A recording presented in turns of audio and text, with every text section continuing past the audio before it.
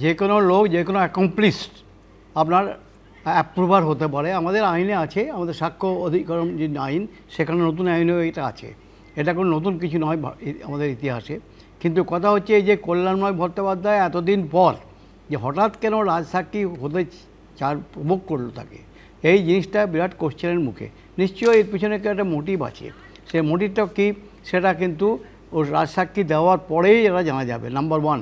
Number two, যে কোশ্চেনটা এখন আসবে সেটা হচ্ছে যে কল্যাণময় ভট্টোপাধ্যায় কতটুকু জানে দুর্নীতি সম্বন্ধে, তার কতটুকুর পৌঁছ আছে এটা। যতটুকু জানে সেটুকুই বলতে পারবে ও, এবং সেটুকুই ওর বলা উচিত।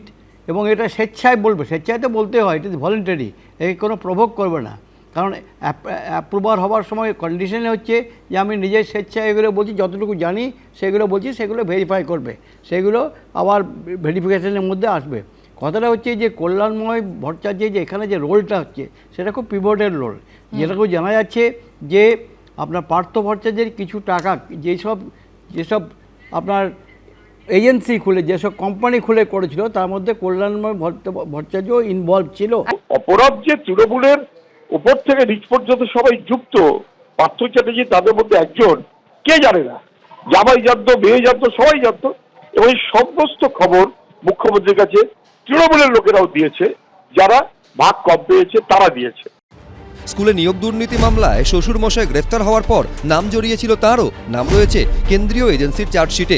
এবার সেই নিয়োগ দুর্নীতি মামলাতেই পার্থ চট্টোপাধ্যায়ের বিরুদ্ধে রাজসাক্ষী হতে চাইলেন তার জামাই কল্যাণময় ভট্টাচার্য।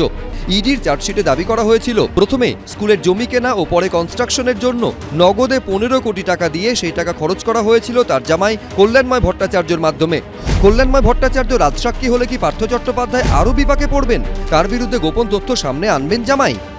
এই ক্ষেত্রে কল্যাণময় ভট্টাচার্য বলতে পারেন একজন উপযুক্ত চয়েস। তার কারণ হচ্ছে যিনি শিক্ষামন্ত্রীর জামাই, যিনি অনেক তথ্য জানেন।